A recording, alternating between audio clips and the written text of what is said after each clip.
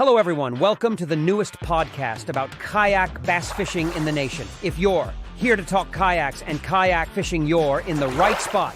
Your host, John Suits, brings you into the exciting world of Greenfish Nation and all it has to offer. We will have special guests from product manufacturers as well as the end users from the ground level angler up to the big boy pros. The show starts right now, so get your paddles ready and let's get started.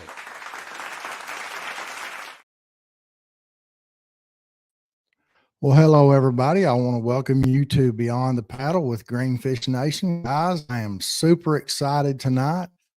I have a very special guest, someone that I've wanted to have on the podcast for quite some time now. I was able to reach out to him today. Guys, I have the go-to, the guru, the godfather of kayak bass fishing himself. He needs no introduction. He is on the water tonight, Chad Hoover. Chad, welcome to the show. I appreciate you giving me some of your time. I look like a thank fat. you for being here. Can y'all hear me? So Chad is absolutely, we got you, brother. So Chad is actually out on the water, and 10 minutes before the show starts, I get this video right here, guys. Y'all check this out. Dude. That is giant bass. If that don't set you on fire for kayak fishing, son, your wood's wet. Yeah, bro. Tell us a little bit about that fish, Chad. I'm going to go ahead and bring Thomas on. Got Thomas White also. He's with our state here in Texas. So basically, I was on my way back home. I tried to get a little short session in this afternoon to get some video. And as I was heading back, I looked under this dock and saw this big, giant female. And she was kind of over by a dock leg. And then I noticed this faint glow because it was almost dark. And I would have still had time to make it home to do the podcast from the studio. And I was like, yeah, right there, I think I'm going. There's about an 8-pounder. Oh, wait, look, it looks like he's coming to the light. Look at this dude. That is a monster, Chad. I said, I think I'm going to hang out here and see if I can't get this fish to come up in this light. And I shot that little video and I sent it to my son, Austin. And I called you and said, hey, man, if you're cool with it, I'm going to do this podcast from the water because I'm just going to hang out here and try to catch this fish. And I don't know what it is right now. It's like, it's 8 o'clock, right? Yeah. So I was out here night before last until about 10, and it started to get a little cool. It's spring. It sounds like me pitching under a dock.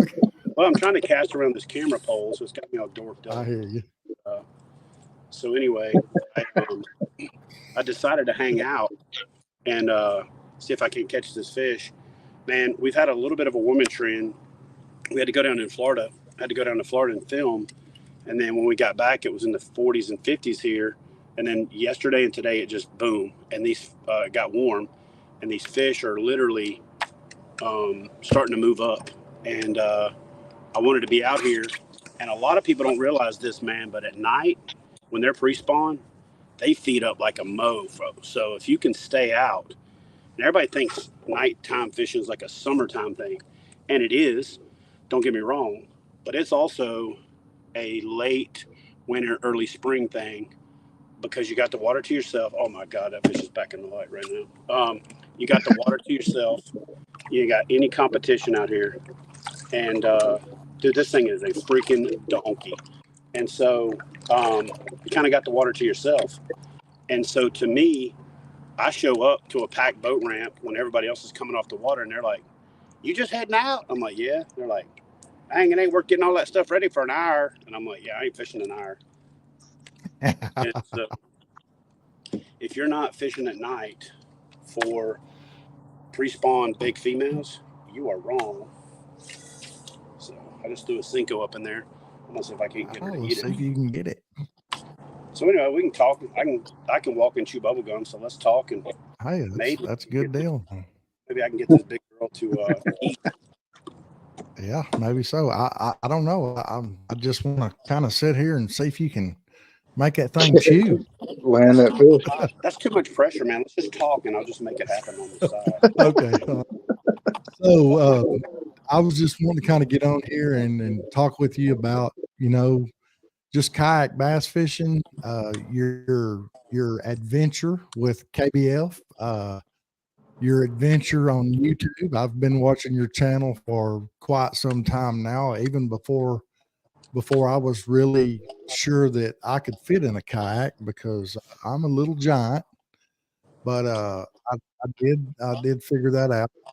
I'm the That I poster could boy for fit. anybody can do this. Oh shoot! I just got her to follow it, so she's starting to shark a little bit. Starting to get a little bit. Hey, just in case y'all are wondering, I do have ADD, like not undiagnosed either, like diagnosed. But I ain't ever taken no drugs for it because.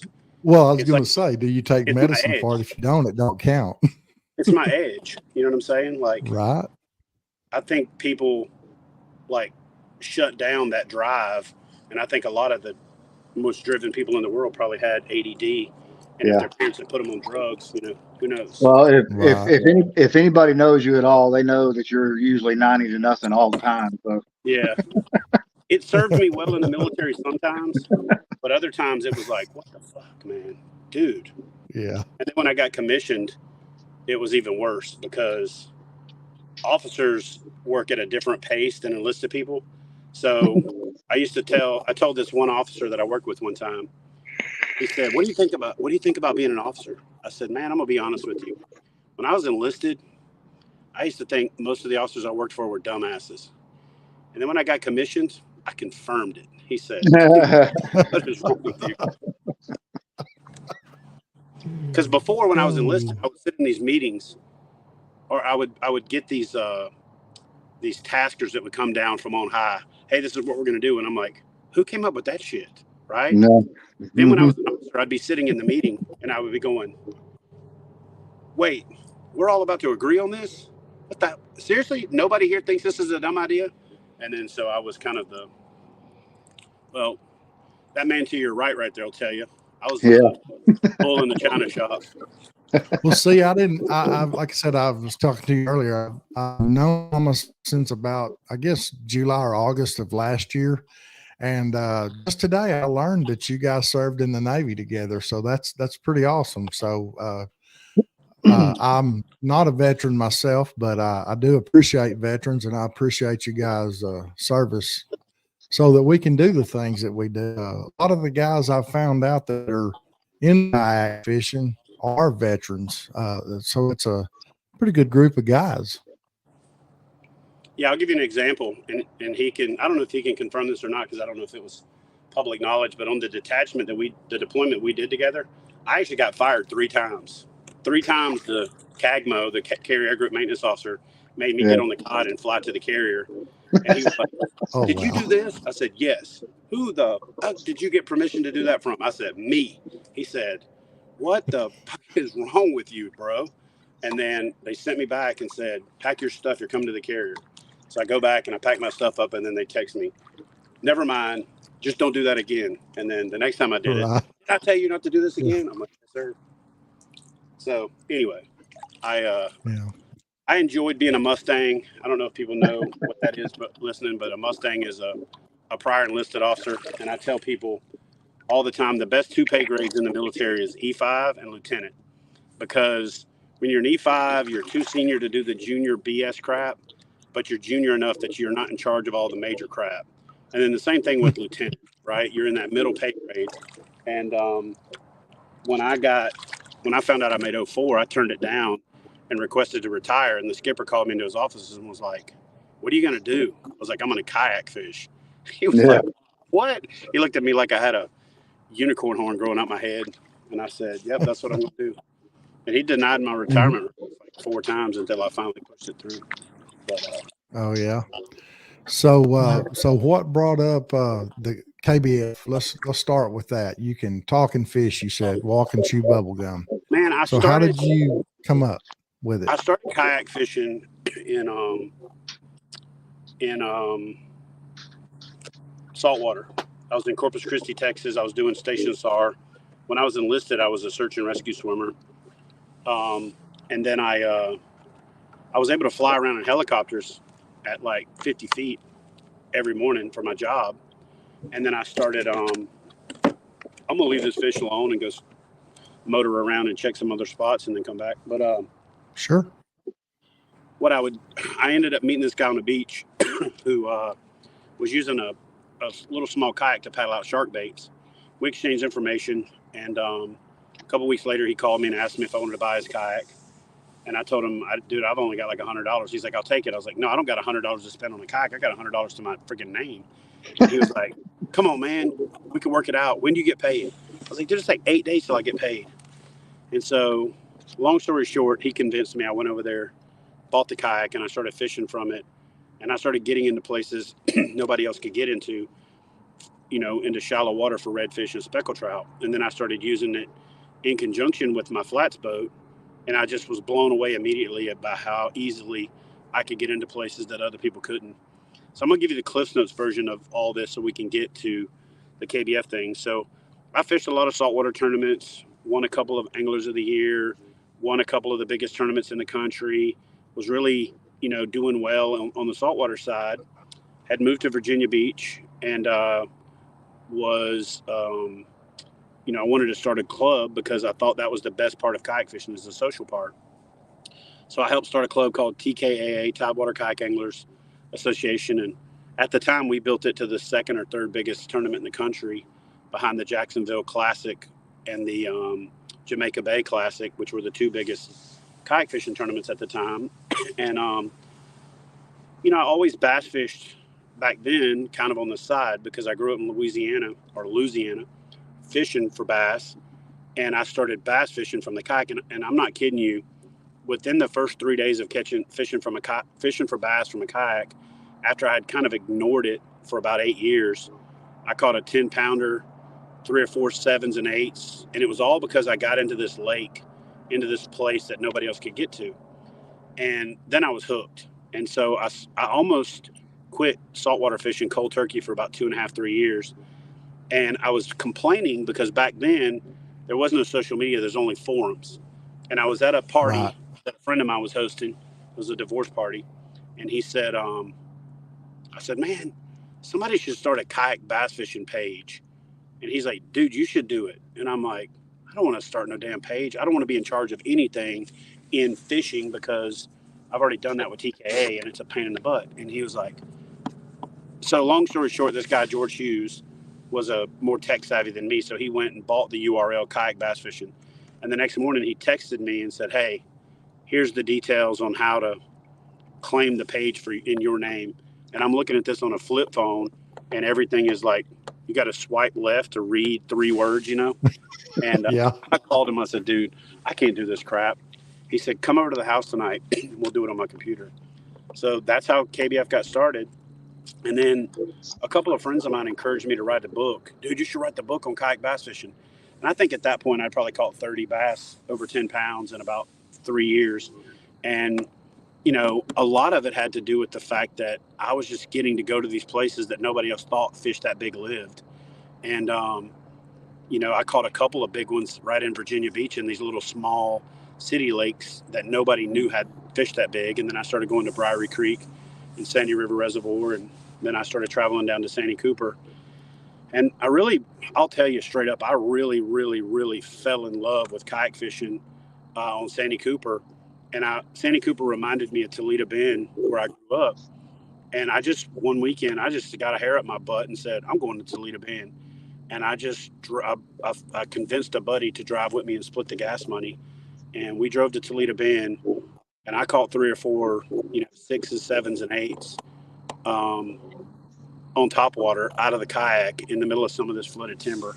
And I was already hooked, don't get me wrong, but that's when it kind of confirmed to me that, like, I can try to keep this a secret if I want to, but eventually everybody's going to know. And all these dudes that keep telling me to write a book, if I don't write it, somebody's going to write it, so I might as well. And so I sat down and wrote like 3 chapters in a night. And then after that, it took about 6 months to put everything together, and I finished it while I was on deployment. in Stuttgart, Germany, in '09. And then, oh, shoot. Sorry, I got some kids over here fishing on the dock. Let me go the other way. Hey, sorry about that, guys. I didn't see y'all there. I'll go the other direction. So anyway, I finished the book up in Stuttgart, Germany, and started the challenge series online from my barracks room in Germany. And no doubt, straight up, I get a call from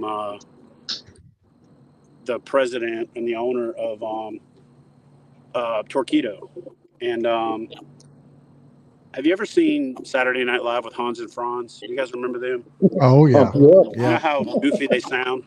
So Germans, when they speak German, even if they're having a casual conversation, they sound very aggressive, right? But as soon as they speak English, they sound like a goober, right? So I'll give you an example. I'm sitting in Stuttgart one time, and two guys that are LNOs, liaison NATO officers, are sitting next to me, and they're going, "Von Hagen, Jindai, von Duschen, 99, and I'm like, whoa, calm down. What are y'all talking about? They're like, oh, we're talking about the soccer match tonight. And I was like, oh my God. So they go from like, Hell Hitler to like Hans and Franz, the goofiest people ever, in a minute. So this guy calls me up. Hello, Chad. This is Christoph. And I was like, so what do you think it is, Thomas? Like, what did I do in my debt? I pull practical jokes all the time. So because I was a practical joker, I assume somebody's joking on me. So I hang up. Oh Lord. And the dude calls me back. By the way, I did the same thing to Ray Scott the first time he called me, and the guy called me back and said, "You just hung up on Ray Scott."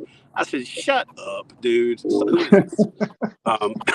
So anyway, I get another call. I answer it, and the guy's like, "But before you hang up, let me talk really quickly." He's like, "My name is Christoph Ballen. I own Torquedo. We make motors for kayaks. We would love for you to come see our facility." And I was like, motors for kayaks? I was like, nah, man, I'm a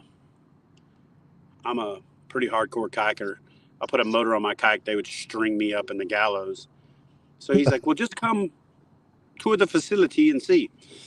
So on my way there, I passed a bunch of disabled veterans that were like on crutches and stuff, because Stuttgart is the transfer facility for that AOR and for AFRICOM. And so there's a lot of people that are, med boarding or coming out of theater, and they stage them in Stuttgart before they transfer them back to the U.S. And I was like, you know what? There's a place for this motor thing for people who really need it. So when I initially agreed to sign on and do the motor thing, it was if you'll give motors to Heroes on the Water. And they did in the first, couple of years. And they supported what I was doing. And then over a cocktail napkin, I drew up the plan for the Kayak Bass Fishing National Championship and sold them on it. And they funded the guaranteed payout. And so I then had to build it. So the idea is there. I got the funding approval.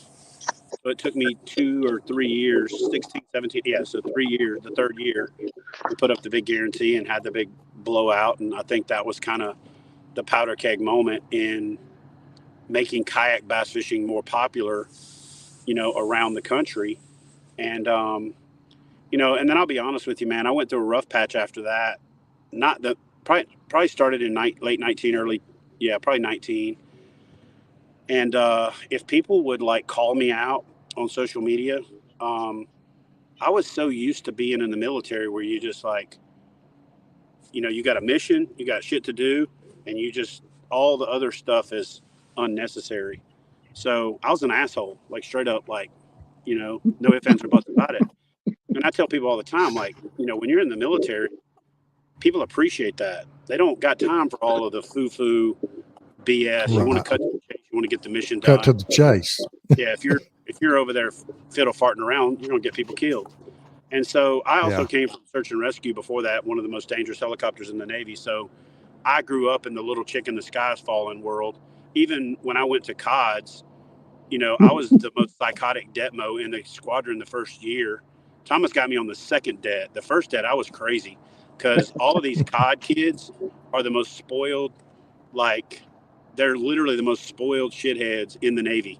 Well, because I mean, you guys are putting us in 5-star hotels. yeah, 5-star hotels on per diem, all this crazy stuff, got rental cars, and then they're bitching about being on deployment. And I'm like, Yeah. you are not on deployment. And so my first deployment, I lost my mind on my debt. And I secured Liberty for him one time for like 7 days. And my OIC came in and says, "Did you secure Liberty?" I said, "Yes, I did." He goes, "You can't do that, right?" I said, "Really?" Because they haven't left their hotel room in 7 days. Well, I mean, you're not supposed to do that. And I was like, "I know." He was like, "Dude, you got to run that shit up the flagpole." I was like, "Whatever." So anyway, so I tempered down a little bit, and I kind of got with the program a little bit in my second and third debt. And then I really enjoyed those tours. But man, I'll tell you straight up, one of the places that I really got in my head was sitting in Bahrain as a Detmo, and At the airport. every day this World Airways plane would come in, and there'd be a stream of, 2, 3, 400 broken people coming off of the plane before they disembarked the caskets. And then there'd be 8, 10, 12 caskets when they put the ramp down. And that was every day for what we were in Bahrain, like 3 months, Yeah. 3.5 months. So that was every day, sometimes twice a day for 3 months. And I mean, my office, my desk faced the flight line, and I just watched that every single day. And it literally made me sick to my stomach. Then I come home from deployment, and then you get on the internet and you got some little, jackleg wanting to challenge you on something on social media, and you're like, dude, who are you? You know what I'm saying? Right. And I didn't have any time for anything other than to go straight for the juggler. And then on, hindsight being 2020, I look back on it and I realize, like, from the outside looking in, you see this guy saying this, and you see me Ginsu knifing his ass and shanking him, and then it's like, dude, Chad's an asshole. And I'm gonna be honest with you, I'm good at it. I used to enjoy it. I don't enjoy it anymore. I, I'm sick of conflict, to be honest with you. And the reason being is I look at these jacklegs, even these people right now that are bitching about, forward facing sonar. And I look at some of these people and I realize that if I look at their post time throughout the course of the day, they're not even fishing. You can't be fishing if Yeah. you're posting on social media like every 6 minutes. Yeah. And so they're just miserable people that like to suck other people into their misery. And it took me a long time to figure that out. And, last year was a rough year because of the divorce and because of the financial strain that the divorce put on me. All of the every time you open up another envelope, there's another surprise. And, I've got to say there was a lot of guys that worked with me on payouts. There's a lot of guys that worked with me on stuff that I'll be forever indebted to. And I'm going to do the best I can to continue serving the community because I really believe in the community. But I'm going to take this year and take stock of, like, what is KBF to the sport? Are the challenge series the thing that I can do that contributes the most? Are the trails even worth it anymore when you've got Bass Nation, Kayak Series, and Hobie? And more than that, you've got the All-American, you've got Cast in Tennessee, you've got, CKA in the Carolinas, you got Queen City in the Carolinas. There's so many regionally very well organized series now. People don't have to travel like they used to. Plus, we're in a Yeah. tough economy. And to be honest with you, we've got all of these little micro communities now. Back when I started doing all this stuff nationally, there was only so many kayak anglers, and we all knew each other. So we were kind of a big community, but everybody was displaced, right? Well, now, I mean, there's 30 kayak fishermen that live within 20 minutes of me. Yeah. I can Yeah. fish a tournament any weekend. And, I honestly enjoy the challenge series because I enjoy seeing people that otherwise would not fish a tournament challenge themselves. And I love the messages that I get that say, hey, man, I only finished fourth in that event, but I had a blast. It was the most fun that I've done. It forced me to go fishing more. It gave my fishing a purpose, yada, yada, yada. And so I've got some really good sponsorships, but I think I almost, waste some of it on doing these live trail events when there's so many of them you look at March, April, and May, and it's just the board is just stacked. So, I'm probably going to transition next year and do a little bit more focus on really big events, like putting more emphasis on the national championship, putting a fall championship series together. And then other than that, everything will be, virtual and online. And then I'll just contribute to and support the good clubs that are out there that are doing great things. Because, I'll be honest with you, man, like every week somebody is sending me a screenshot of like, hey, there's this new person or trail or whatever that says they're going to be bigger than KBF. And I'm like, knock yourself out, bro. It's not as easy as you think it is, for one. It's not as glamorous as you think it is, and it's not as profitable as you think it is. I got a significant amount of debt that I have to overcome, not just because of KBF, but because of the divorce and because I was hard-headed, and that during COVID, I wasn't going to lay people off. I'm a loyal person. I'm like, if you worked for me, it doesn't make any sense for me to say, oh, well, sorry, you're not getting paid. Yeah. And so I paid everybody through COVID. And the only way I could do that is to go into debt because there was no money coming in. All the brands were not selling anything. They couldn't get any product in. So there was no sponsorships, very little membership revenue. No tourism bureaus were paying at the time because they couldn't get hotels because they were at 25%, occupancy. And so it was a very challenging time, but it was also a really good time for soul searching. And, I had people message me like, dude, I don't know how you deal with it. I'm like, dude, I grew up in a raging alcoholic house. I joined the Navy when I was 16, went on active duty when I was 17. I've been in 3 wars, 5 conflicts. I got shot at. I've gotten my ass whooped by people that should have killed me. You think an internet post is going to end me? Shit, bro. You don't know my story.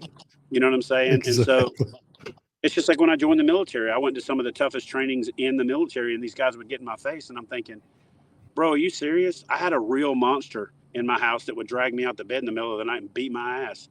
I know you can't touch me. So you think yelling and spitting in my face is going to do anything?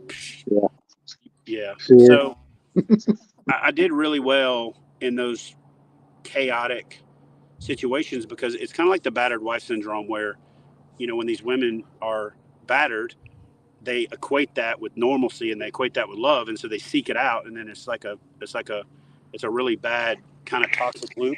Oh my God, that fish just blew up under that dock. Well, you better get over there and get after it. We can talk and you can fish. Growing up in all that chaos, I was comfortable in chaos. And that's why, like when we did this thing called Surge on the debt that Thomas and I were on, and all of these other people are freaking out. And I was like, it was my comfort zone. I was like, hell yeah. 4 carriers going, the world coming to an end. Oh my God. I was like, let's put on some AC/DC and lean into this shit. This is my jam right here. Right. And we worked hard and then we played hard. Yeah, exactly. And, I would tell my debt OIC was this goober. He would be like, hey man, I really don't think it's appropriate for you to be going out with the troops. And I was like, I'm glad I didn't ask you. Because I'd be out there right in the mix with them. You know what I'm saying? Shot for shot. And not shot for shot because I would taper off towards the end so I could babysit. But you know what I'm saying? Like I was. Yeah, but I can remember being in Sigonella and me and a whole bunch of other enlisted guys being in the club, and then all of a sudden you and the other pilots come walking in and just start buying drinks. I vividly remember that many times. Yeah, that happened a few times, and I can remember TVs ending up in swimming pools, and some of that. Are you saying it got a little rowdy? Yeah, dude. Listen, we were out there on the tip of the spear. We were doing it. So, when these guys are expected to work, 12, 14, 16, 18, 20 hours a day when needed, when it's not needed, there's no reason to sit on their chest. And that was the thing that I had the hardest time explaining to a lot of the officers. It's like, when I started a helicopter squadron, I got recruited from VRC 40 where Thomas and I served together to that squadron. And we were the #1 squadron in the wing for the whole time that I was there. And we worked a 4-day work week the whole time that I was there.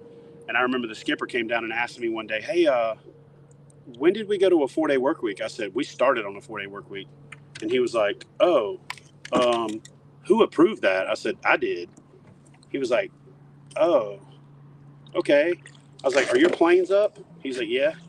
I said, are your numbers good? He was like, yeah. I said, sweet. Why are we talking? And then he got up and left my office because that's how it worked, you know?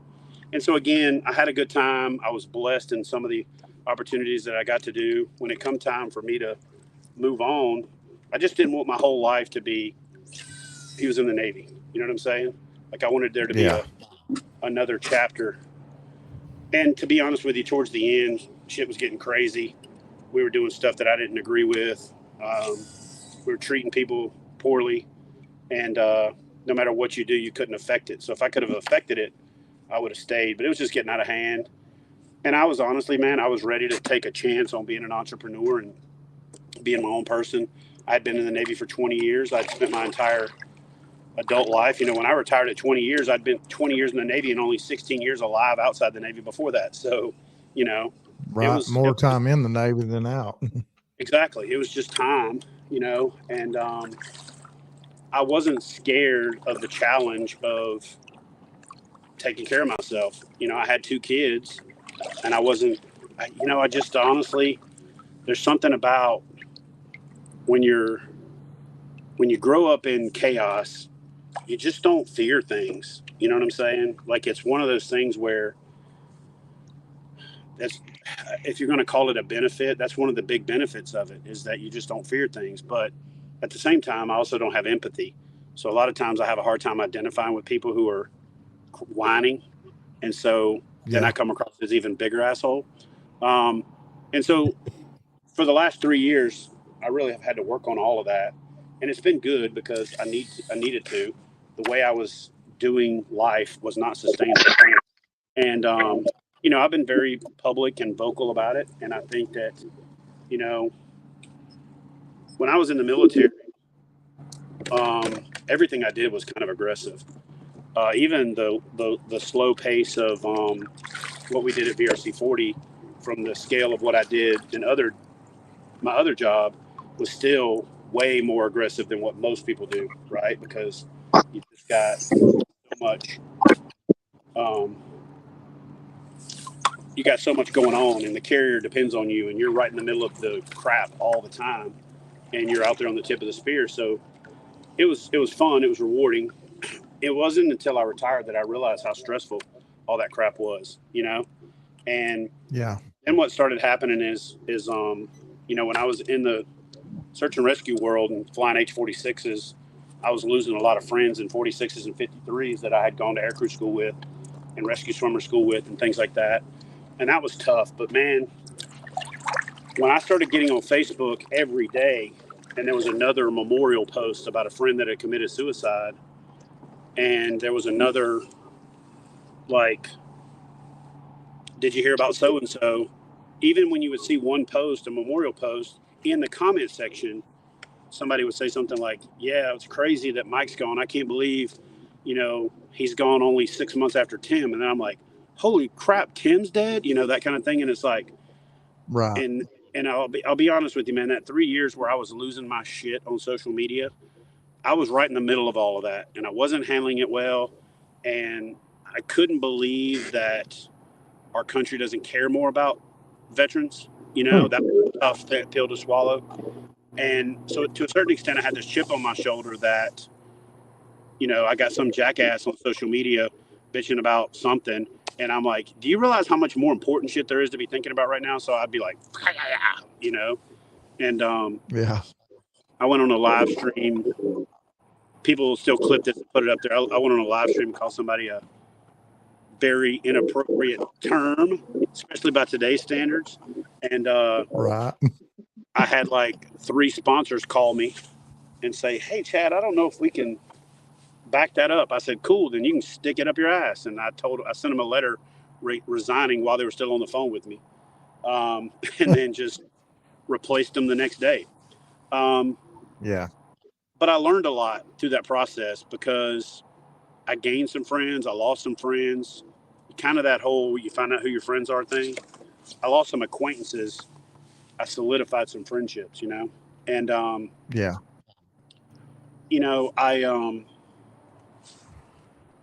I really cherish my position in this sport as a leader, because I feel like I'm capable of doing it. Um, you know, you don't step into that role if you don't think you can do it, and if you step into that role, then by all means, fucking do it, Right. And so to me, Right. I felt like once I had put the hat on, do the job. You know what I'm saying? And Yeah. I would also get very short with people who were like armchair quarterbacking and sitting on the sideline. It's like, why don't you get off your ass and do something, and then you'll have a leg to stand on to complain. But if all you're doing is bitching, shut up. Yeah. But there was and there are better ways to deal with a lot of that stuff, and I've gotten way better at it. And I look back on some of those things, and you kind of have to ask yourself, like, would I have gotten to where I am, where I have gotten us to where we are, if I had done it different? So it's really hard to say, oh, if I had it to do over again, because who knows? All I can say Right. is I can apologize for yesterday once, apologizing twice, don't do shit, and then I can do tomorrow better. And man, I am in so much a better place than I've ever been in my life. I realize that a lot of people attack me, and this is going to sound conceited when I say this, but I'm just going to say it. They attack me because of envy, right? Because I'll go look at their social media page and they'll have like, I'm on this pro staff and I'm on that pro staff and proud to announce that I blah, blah, blah, just got accepted to the whatever national team. And I sit there and I go, okay, so you're trying to do what I do, but then you're shitting on me. Well, let me explain something to you, buddy. If you want to do what I do, you've got to focus 100% on the task at hand. And the time that you're spending focused on me is time you're losing that you could be contributing to yourself, to your sponsors, to your family, to whatever. And because I had learned that lesson the hard way myself, when I'm listening to those people and I'm engaging with them on social media, I actually met a really famous person, and I was very blessed to meet this person because I was in a room as a Hall of Fame inductee for the Legends of the Outdoors Hall of Fame. And before we went out in this room, and I got to meet this person that's like a, unbelievable legend. And somebody was talking about something, and he just put his hand on the other guy's shoulder and squeezed his shoulder, and he said, just remember, nobody will complain. Nobody criticizes people doing less than them.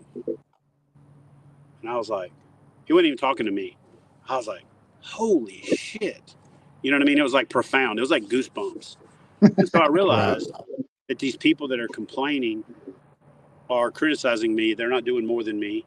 And secondly, I'm screwing up if I'm acknowledging them, because nobody complains or criticizes people doing less than them.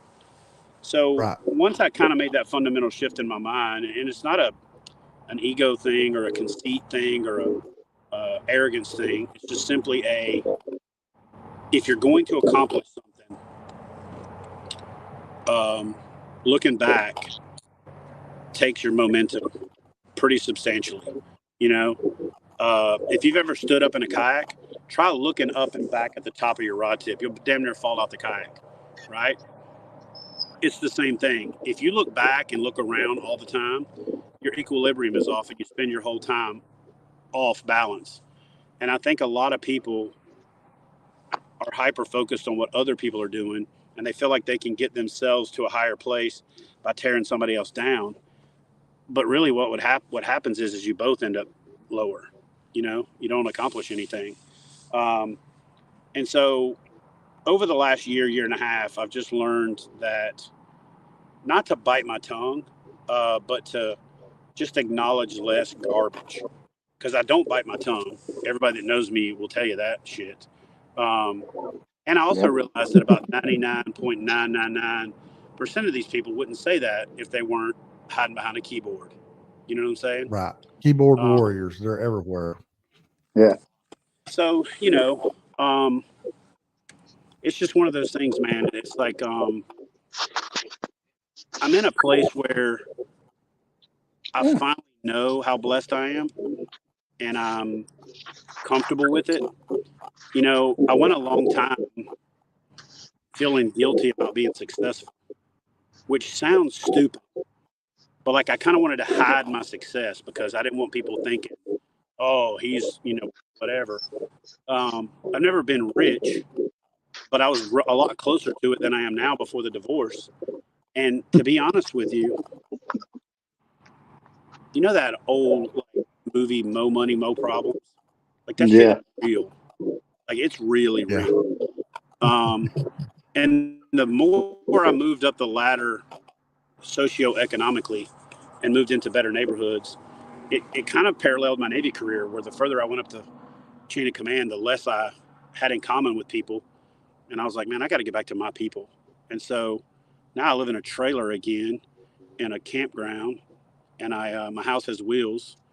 And I realized my house is a place for me to keep my shit while I go out. And I actually gave myself, kind of tickled myself, as what my papa used to say. Boy, got tickled and started, when you start laughing, he calls us getting tickled. I actually had a teleprompter call me, what do you call those people? What do you call those people? Telemarketer? Telemarketer. Yeah, I had a telemarketer call. Yeah. And I answer the phone when I'm in the truck because sometimes I like to have fun with them. But this telemarketer asked me where I live. And I got a big shitting grin on my face, and I said, outside. She was like, excuse me? I said, and I literally tickled myself. I was like, I live outside. And she said, no, where do you live? I said, outside. And now I'm thinking she's thinking I'm homeless. But she's like, probably. Sir, but what is your address? I said, oh, you mean where do I keep my shit?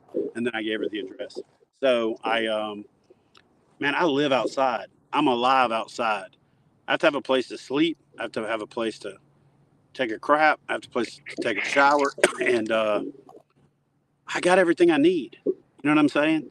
Like, if I had more money, I would buy more of the shit I got. So I'm as rich as I need to be. It's going to take me 6 or 8 years to dig out of this divorce hole. But guess what? I still get up every day and do what I love.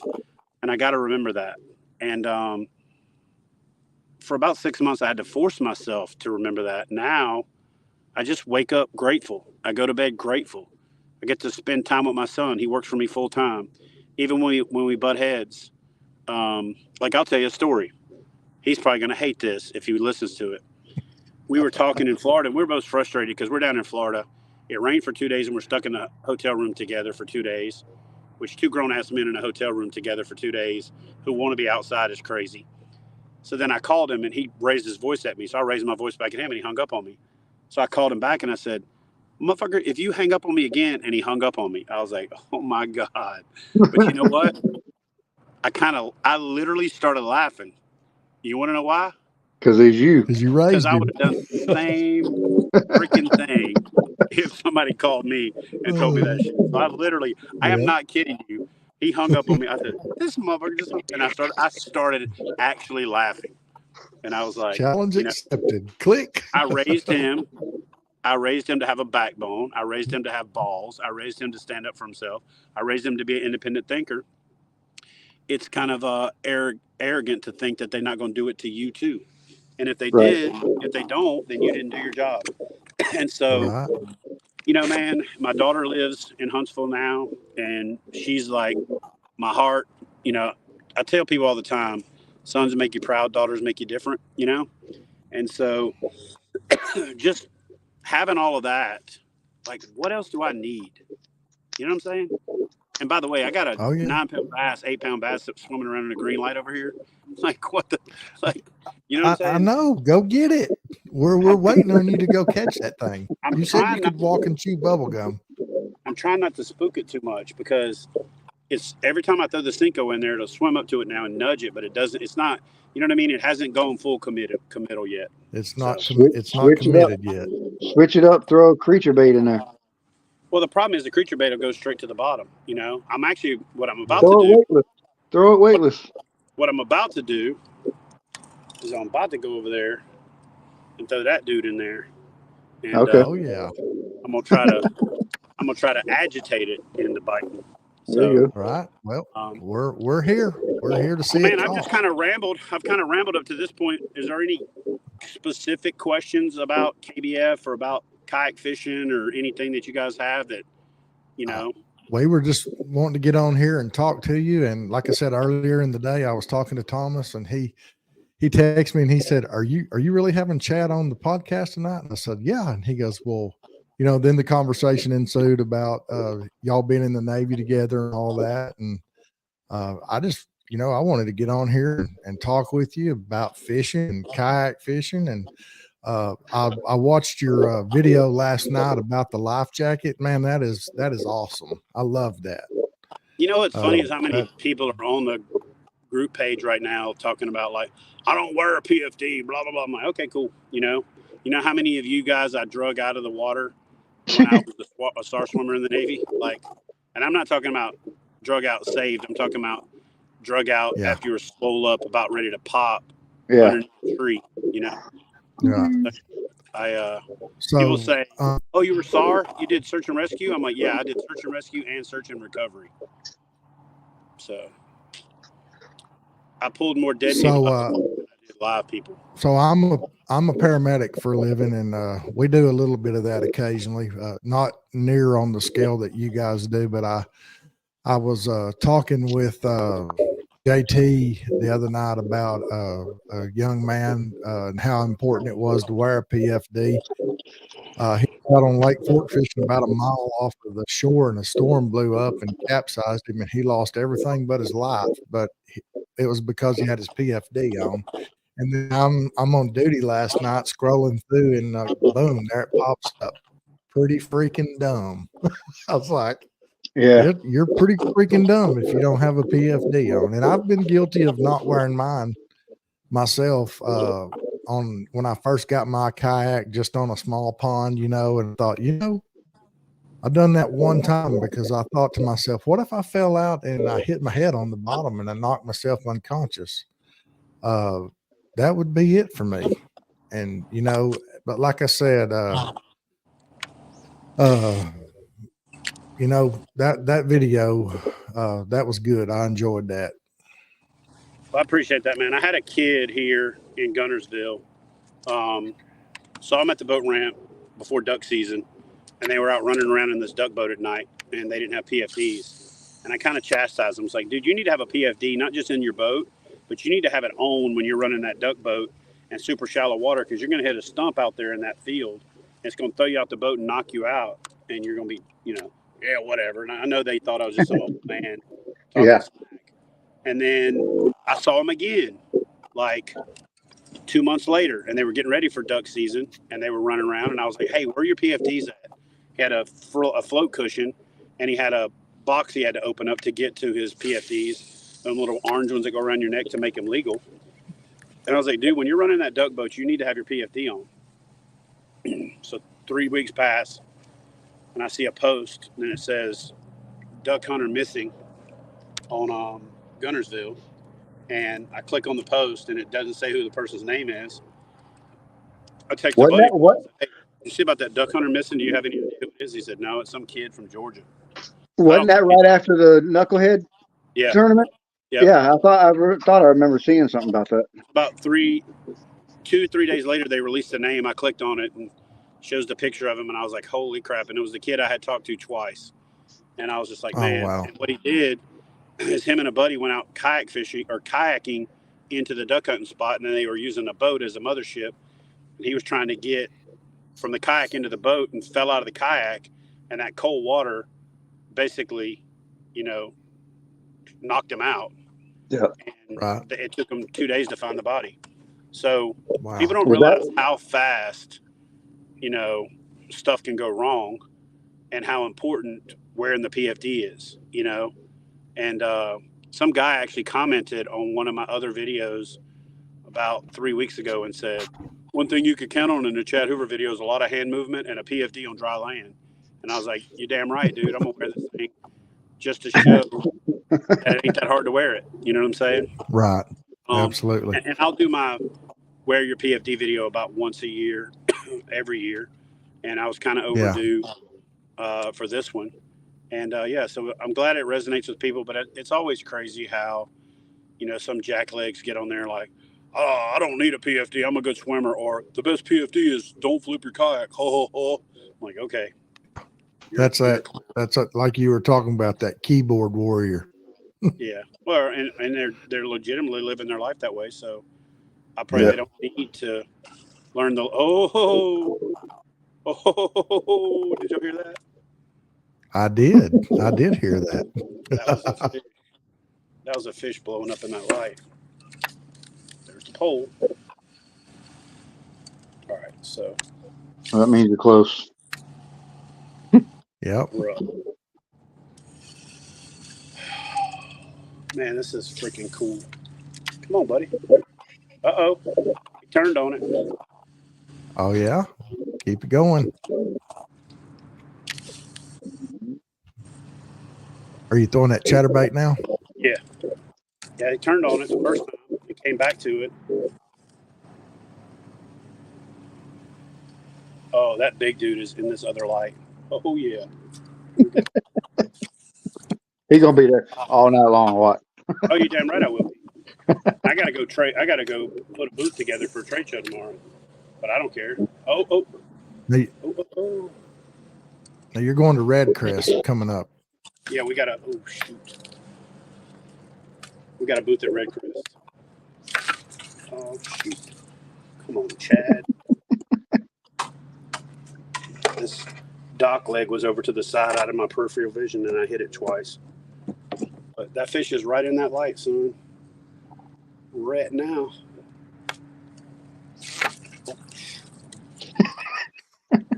Got a little backlash from hitting that hole. You're putting yourself under too much pressure.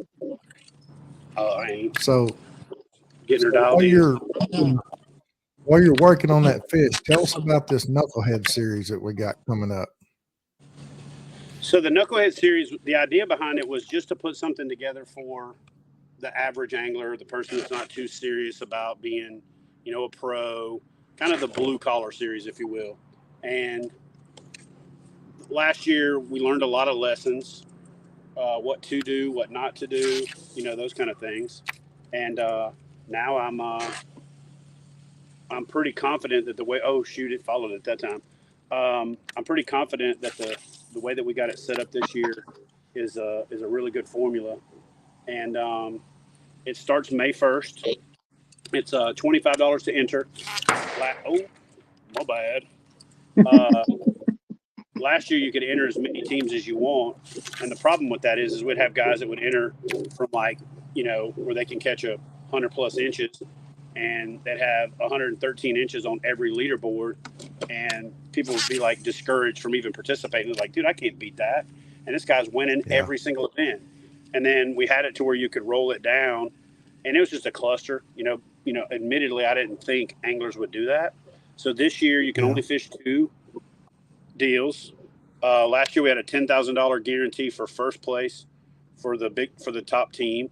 This year what we're going to do is we're going to do 5,000, 3,000, 2,000, and then after I make back the initial 10K in the holdback, then I'll start adding 4th place, 5th place, 6th place, things like that.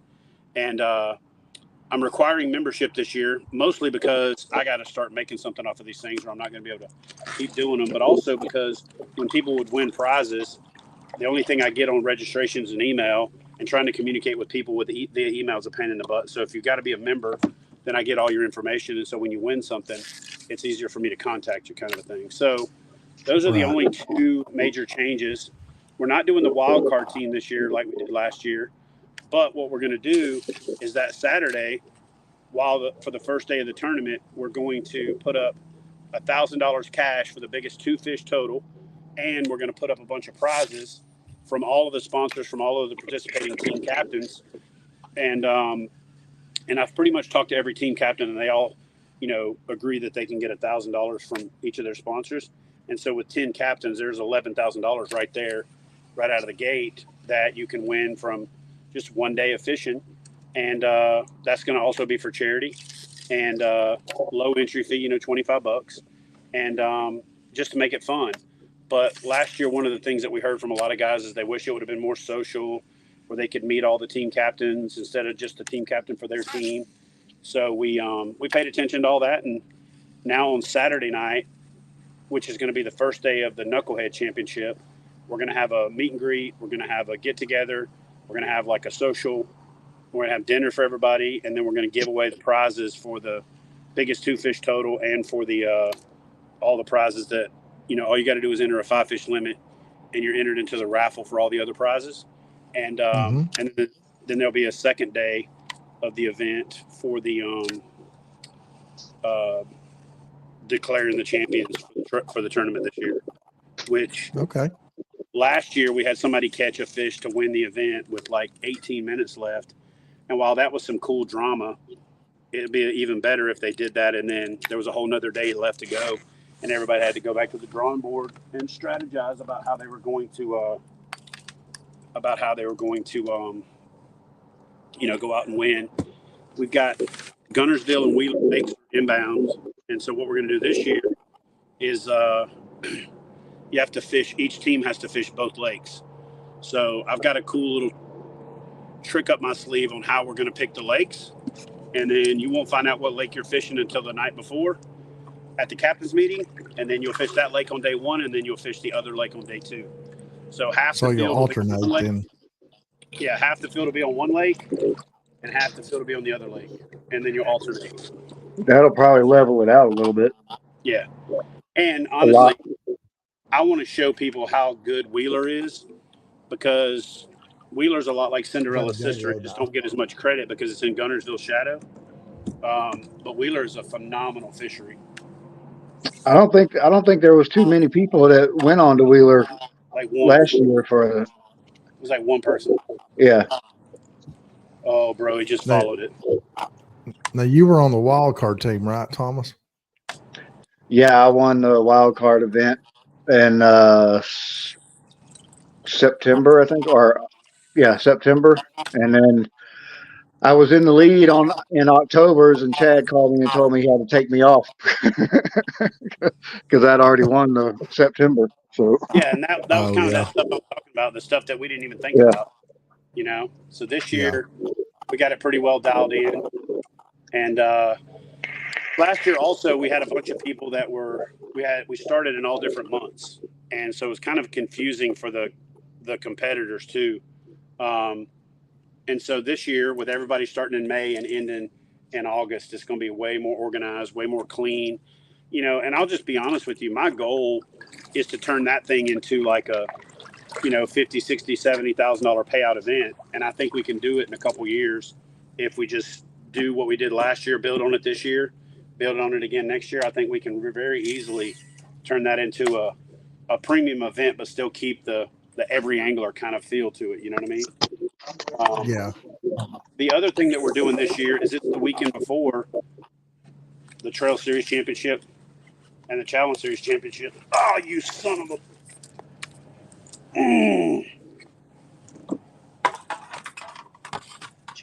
A little one grabbed it and took it behind the dang pole. Oh, heck. And now the big one's not there. No, it's right there. Oh. I was going to say, I'd have to break off and retie. No, I'm going to. Yeah, so anyway, I think all around it's just going to be a better event this year. We're doing it October 5th, 6th, and 7th instead of November. So that way we can guarantee that the weather will be a little bit more stable. And it's the weekend before the Trail Series and Challenge Series Championship.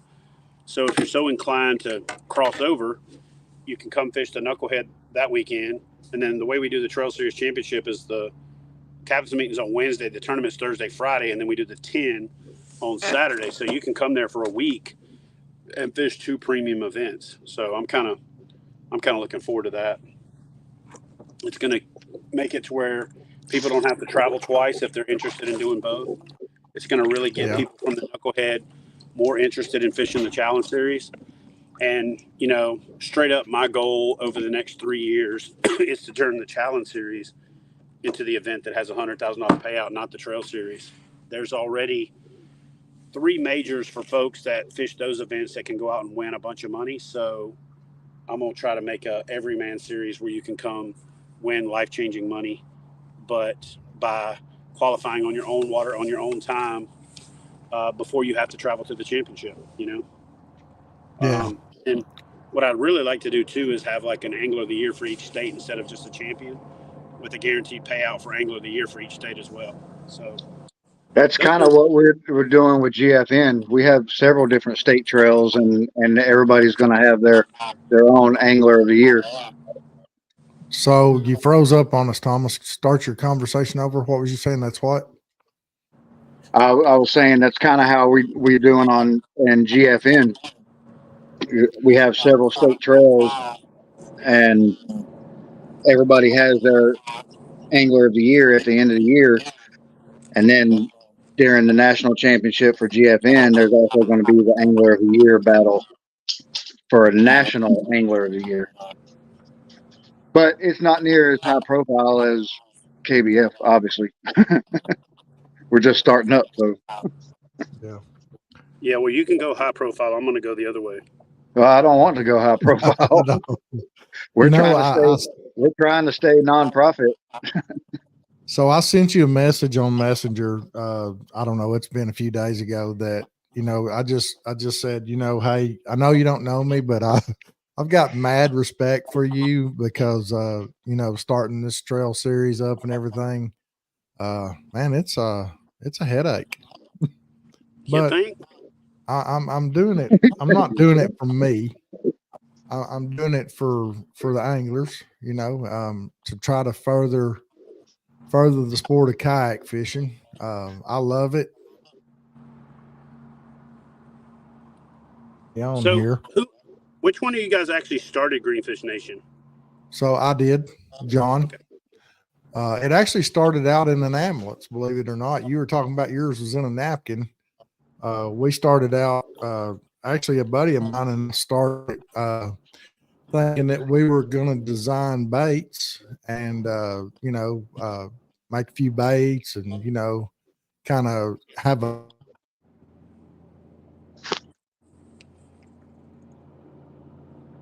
kayak fishing, and it just went crazy from there, or at least what I would call crazy. You probably wouldn't call it crazy, but like I said, you've been in it a lot longer than I have. All right, so I'm going to tell you, I'm going to say this right up front. Remember that asshole I told you about? All right, right. Here he comes. So when Greenfish Nation first started, I had like 3 or 4 people text me, "Hey man, have you seen this thing?" I said no. And like I said, I don't actively go seeking out a bunch of crap on social media. They're like, "Yeah, this guy's basically doing these tournaments, doing the national thing, and he sees it's going to be bigger than KBF." And I said, "Good for him. Good for him." So let me stop you right. He can come on in. The water's warm, and good luck. So I don't know if that was said. I'm just telling you. When y'all first started, I heard that, and I was just like, I literally was like, "Come on with it." It is not for the faint of heart. So I understand that, but let me stop you right there. I personally never made that statement. You can look anywhere you want to. I have had people contact me making that statement. I don't talk bad about people. So like everything else, it's one of those things where somebody put words in people's mouth. Trust me, that happens to me all the freaking time. Did you hear Chad? Bro, if you believe 95% of the shit you hear about me, I'm like, damn, I'm a pretty cool dude. Like, I don't even do half the shit people say I do. And I'm like, I wish I did that. There's been things that people have said about me that I said, damn, I wish I actually did that. You know what I mean? Like, but I understand. So I understand. The reason I even asked that question is to say this. I did focus on bigger for like a long time, like till about 3 years ago. Bigger. So I'm going to give you this. We were buffering. Start over. I'm sorry. I said, so I'm going to tell you. that for about 8 years, up until about 3 years ago, I literally focused on bigger, right? And for about the last 3 years, I've had to weather the storm of divorce and all this other stuff. And in doing all that soul searching, I'm gonna give you this advice, and anybody else that's watching that's thinking about any of this crap. Don't do bigger, do better, and only grow when you've maxed out what you can do at the level that you're at and you've got it dialed. So my philosophy was grow bigger, and figure it out along the way. And to be honest with you, that leads to a lot of frustration. It leads to a lot of disappointment. And so you're better off being small and medium and perfecting that before you go to the next level than going big and having all kinds of issues. Does that make sense? So I will tell you, and I'll tell anybody that is willing to listen, take the word bigger out of your brain until you're dialed and until you've got happy people that are enjoying themselves, that are getting a return on investment, that are raving about what you're doing, and then take it up a notch. And I really, if I do look back on the things that I do and I say I don't regret a lot of them, if there is something that I really regret, it's that I didn't like pace myself more with some of the stuff, that I was doing. But I was also listening to the vocal minority. We got to do this, we got to do that. And I tried to do everything everybody asked me to do. You know what I'm saying? And you just understand. do that. And I honestly damn near killed myself a couple times trying to do everything that everybody thought we should do. And it ain't practical. It's not sustainable, and it doesn't give people, what they're looking for. So if I can give you a word of advice or a cautionary tale, it's only grow as big as you can grow incrementally, and don't listen to only the vocal minority. You know what I mean? Solicit input from people that are trusted advisors, that are stakeholders, that may not be on social media complaining. Does that make sense? Yeah. So this is my sounding board going out. And Oh yeah. lots of times I'll literally be thinking something and then I'll get a text from Tom or it's vice versa. You know what I mean? So I understand totally. And there's been lots of times that I've got messages from people that I really wanted to message them back. Why would I want to listen to your advice? I haven't seen you on the leaderboard one time. Right. But I don't, because I'm not. How old are you, Chad? 49. Well, I'm 53. But I'm real. I used to be a lot more hot-headed than I am now. I'm actually pretty cool, calm, and collected now through practice. So I refrain from even replying anything to those people most of the time. But yeah, I understand what you're talking about.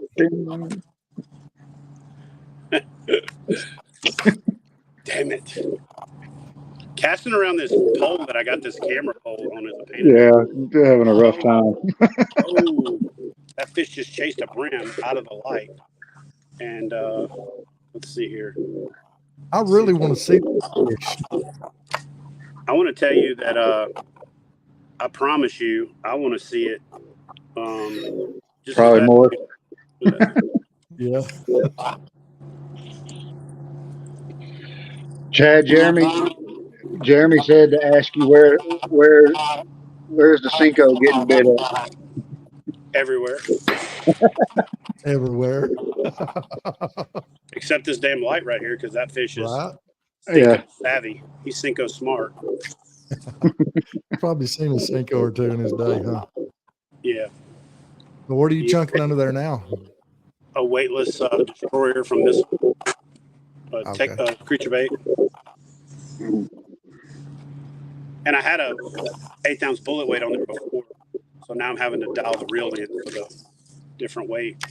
Plus trying to cast under a door between two dogs camera past 3 green lights shining back in my face. And the camera pole. Yeah, and the camera pole, which I got the camera pole in a weird place that I never normally put it, just so that I could do this live. Oh, you crazy bitch. She literally just mouthed it. Damn it. She's getting close. I bet you the people watching this think I'm full of crap that there ain't no big ass fish right here in front of me, but I'm telling you. Oh, you showed it, didn't you? I can Yeah, spin, we already seen one on video. I can spin I'm this gonna put camera it. probably. I'm gonna put it up again. I can spin the camera around right now and show it to everybody.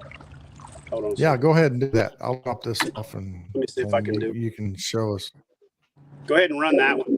I'm gonna get up here where I'm in. This is Right yeah. there. This is from earlier. Oh, it's flaking out, John. Look at this dude. There it goes. That is a giant bass.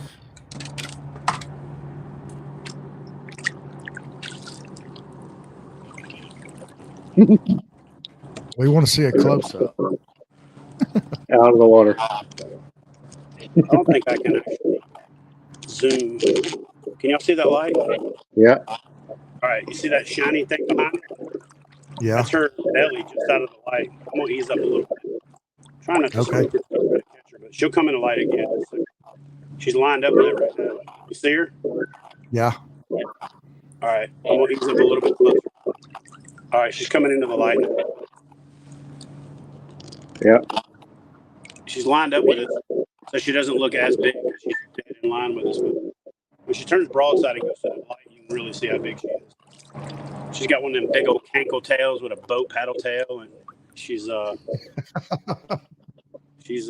probably 2-3 feet deep, maybe even deeper, because that light's about 8 feet deep. So she's about halfway, which makes her look even smaller, which is why I can tell you how big she is, because I fished the lights a lot last year. Actually, my whole life. Can you see the shadow of her down there to the right? Yeah, I can see her. She's just to the right of the light. I'm going to sit here for a second and see if I can get her to come on the camera, like, broadside. And then I'm going to ease over to the side. I'm doing a little draw stroke right now, which is like the equivalent of I see her right there. Looks like she moved to the little bit further to the right side of the light. Yeah, she's over by that first reflection.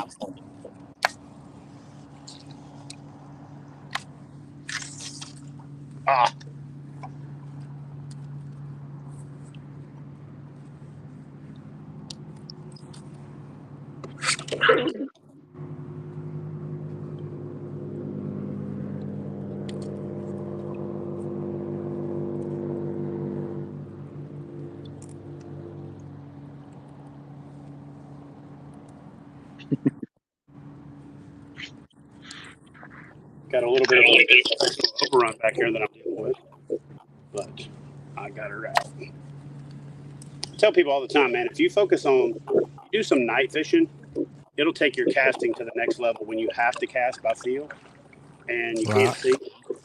But also, if you ever get a backlash at night and you can get it out just by feel, that's varsity. Right.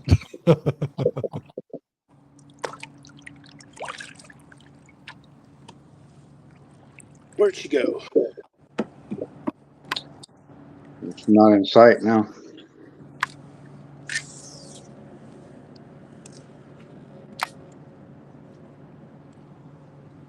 Can y'all still see the light? Yeah. Yeah, there's a reflection right at the top of the light in the middle, but then over to the right, there's like 3 little other line reflections. Mm-hmm. The last time I saw her, she was right in between the first 2 reflections there. She's right behind me now.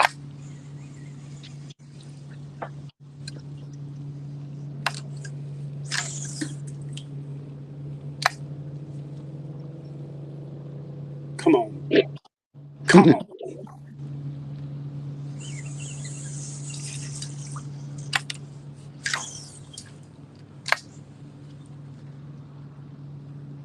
I see the bait. Is that her? Yeah. Yeah.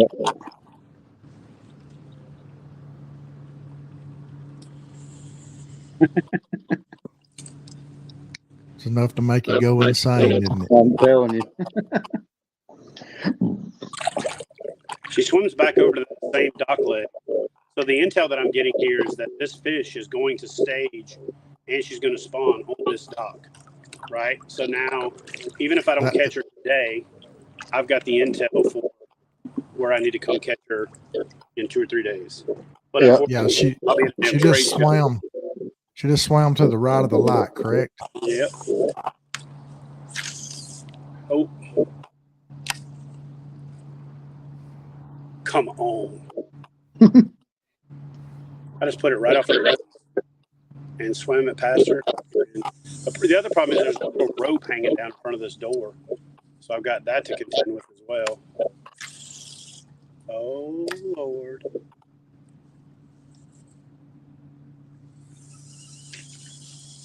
Damn it.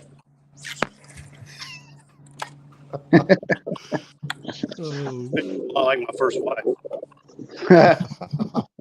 Just can't get her to put it in her mouth. Oh, Gosh.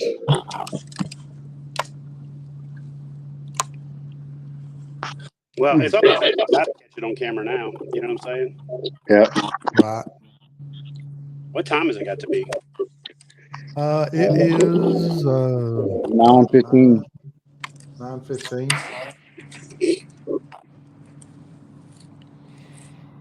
I have some Karen out here talking about hitting her dock in a minute. Right. She'll have an argument. She'll have a legit complaint, though, if I'm not indoors. Sorry, ma'am.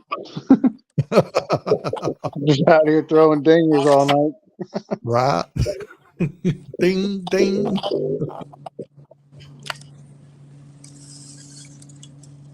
right. Yeah. Ooh. Ooh. Huh? Come on, you freaking. Sorry.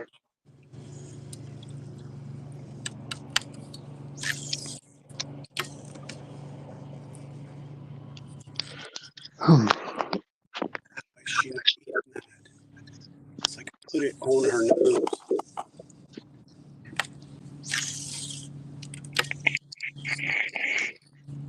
She's eventually going to get mad enough, I would hope. Dude, I put that thing on her nose literally 2 casts in a row. Oh, look, there's like a 5 or 6 pounder in that other light over there. Let's go see how they are. They might be a little more. Yeah, she ain't having it. And she's not sharking, she's just suspending. So it's really hard when they're just sharking like that to get them to. You can throw a floating trick worm in there a lot of times and get them to be a little bit more susceptible. I'm going to try this one fish over here, and then I'm going to switch to a trick worm, weightless, and put it right in their damn face.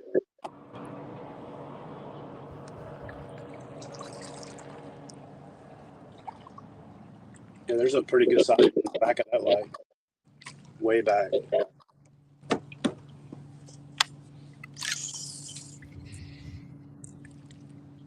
You said there was about a six pounder over there, right?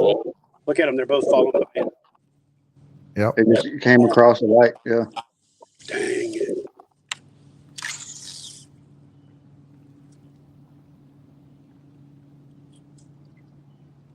Come on. Both of them followed it out. And they try that trick worm, it may fall just a little slower and be a little more tempting. What's the water temp? I turned my graph off because it was blinding me more than the other lights were, even on night mode. So before I shut the light off, it was before it got dark, it was 66, which it was 59 2 days ago. So it came up quick with this 2-day warming trend.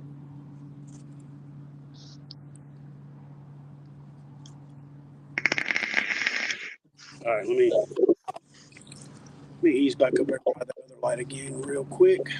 Those first two, man, they came right out. I thought one of them was about to eat. Because when you get the competitive thing going, because there's two of them, a lot of times that helps.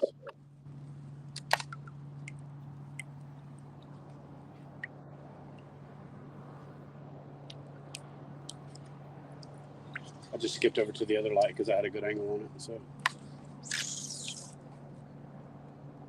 they're back in there.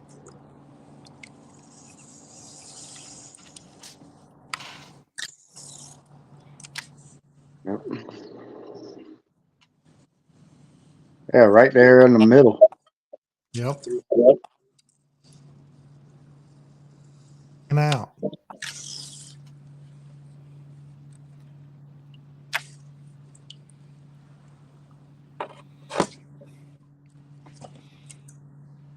Come on, man. A lot of times I'll just let it fall on the outer edge, and one that you don't see that's down a little deeper will eat that joker. Jump out there and surprise you. Spin a bait. Dude, I just put it across that big female on the other side of the lake, and she just shrugged it off. Just not quite ready yet. We're gonna try the trick.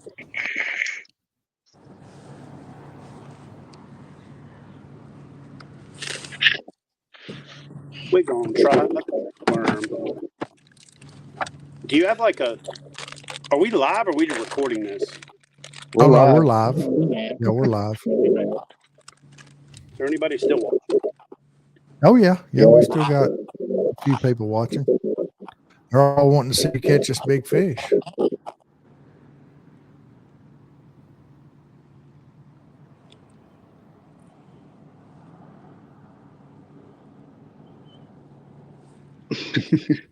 We're waiting on the payout on this big fish.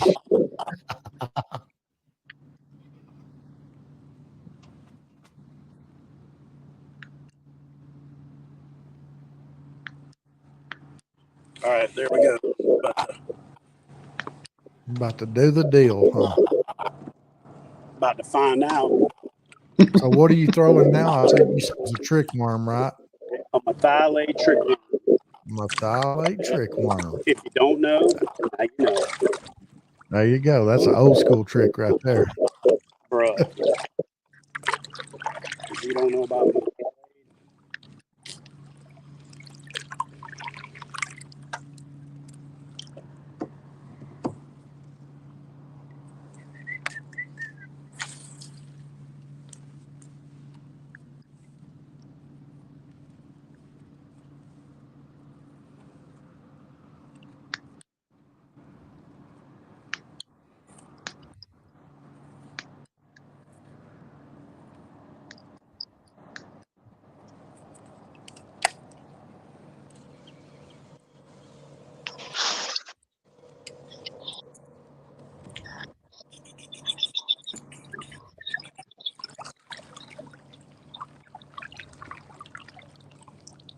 I don't see those two, but there's one of them.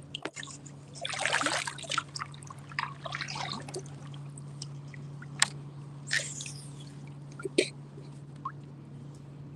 think I spooked her.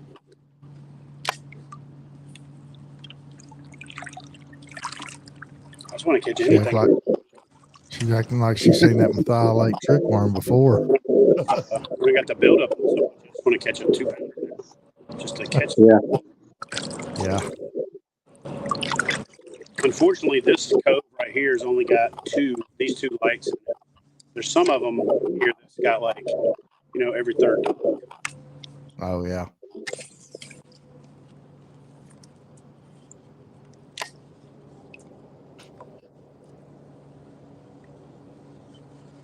She's still right there, son.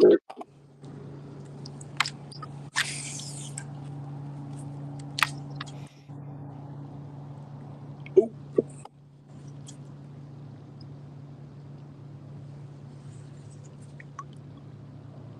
Damn it. Well, if you're just joining us, we're watching Chad Hoover try to land this monster greenback out from under this dock here. while we're live on Beyond the Paddle.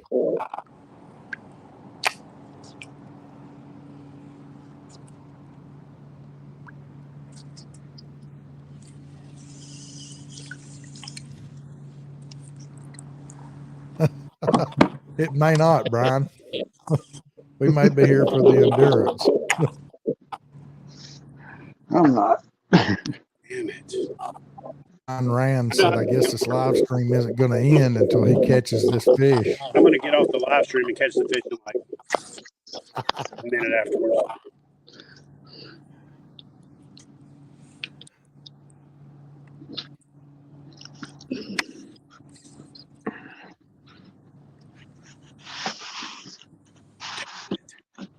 Damn it. Fish.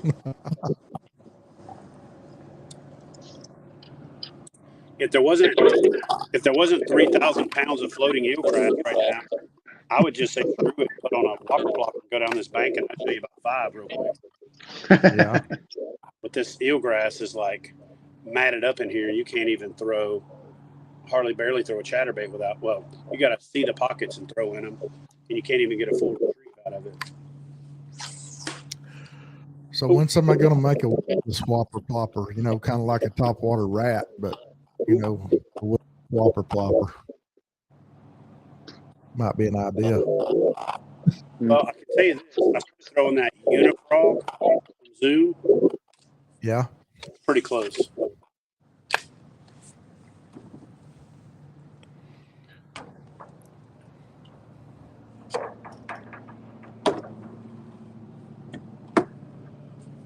Damn you, bitch. Come on. Look at that other big one to the left. Holy shit. Yep. You see that thing? Over to the left. There's another big fish. You see it? Yep.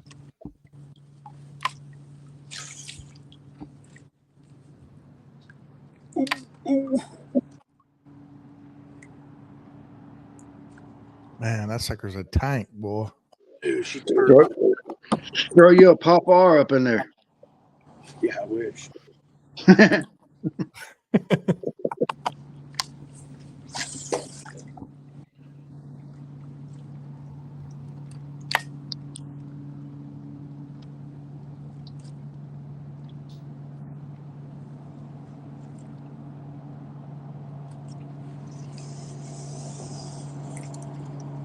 I think that second one that came out might be a little bigger. Maybe she's a little hungrier. Maybe. She needs to come on out here. Right. Trying to make her famous. Yeah. Oh.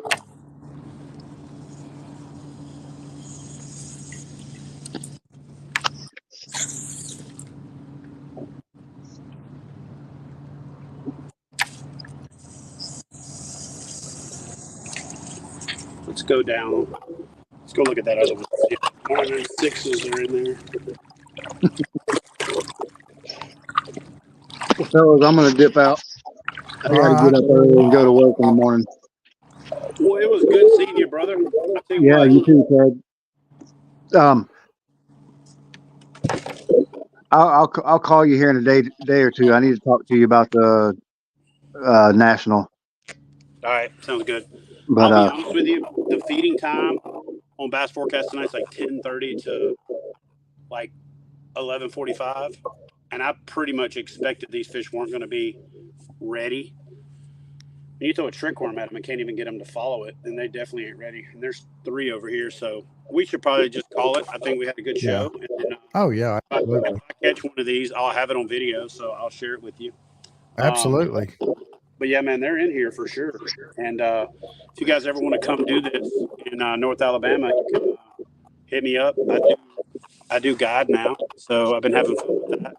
I'm very selective with it, but stuff like this is really fun to take people out and do because very few people ever get to do stuff like this. And then last year I ran a few guys where we went out at night, and the pretty much everybody that I did it with either caught their personal best or had their personal best on and lost it at the boat.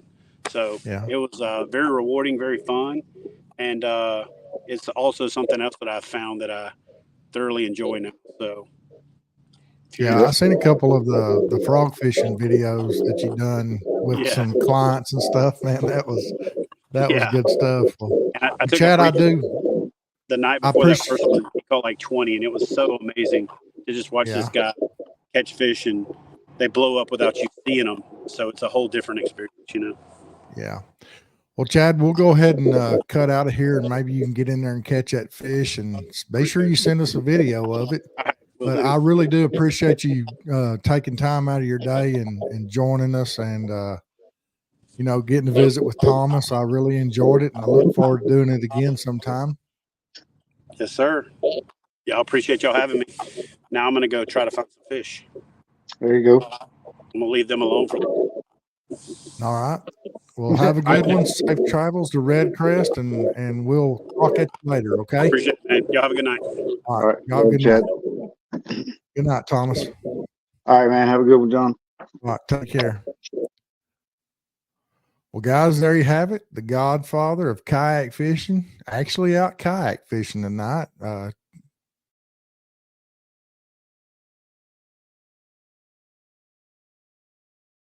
On the paddle. We really appreciate the conversation and the advice. We'll take that to heart. Guys, I want to mention to you that Greenfish Nation has a rod sponsor now. This podcast was brought to you by Pride Rods. You guys can go to priderods.com on the internet and look up those rods and give them a little love. Try one out. They're going to be sponsoring our big fish for each trail that we have going in Texas and California this year. The way that will work is starting this weekend in California, whatever that big fish is.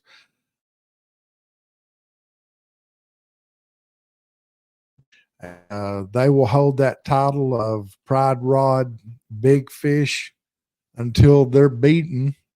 And once that person is beaten, then the secondary person and so forth and so on will receive a Pride Rod. So that just gives you guys all the more reason to get out there and enter these tournaments and outdo your brothers on that big fish. So big shout out to Pride Rods tonight. I really appreciate you guys very much. I want to thank all you guys for joining us here on Beyond the Paddle with Greenfish Nation. Don't forget to jump over to YouTube, Bass Fishing with Greenfish Nation, and drop us a subscribe. Be sure you click that like button, turn on that notifications bell, and don't forget to drop us a comment. We really appreciate it. Again, I appreciate you so much, Chad, for joining us. I'm going to get out of here, guys, and I thank y'all for staying on and watching Chad try to catch this fish. But till next time, guys, as always, I'm John with Greenfish Nation right here on Beyond the Paddle, and I want to wish all you guys tight lines. Thank you again for joining our podcast. We appreciate your continued support. Don't forget to subscribe to us on YouTube at Bass Fishing with Greenfish Nation. Check us out on Facebook at the group Greenfish Nation Kayak Tournament Series, Trails and Challenges. We can also be found on Twitter, Instagram, and TikTok under the handle Greenfish Nation. Thanks again, and until next time, I'm John, and I want to wish you tight lines, guys.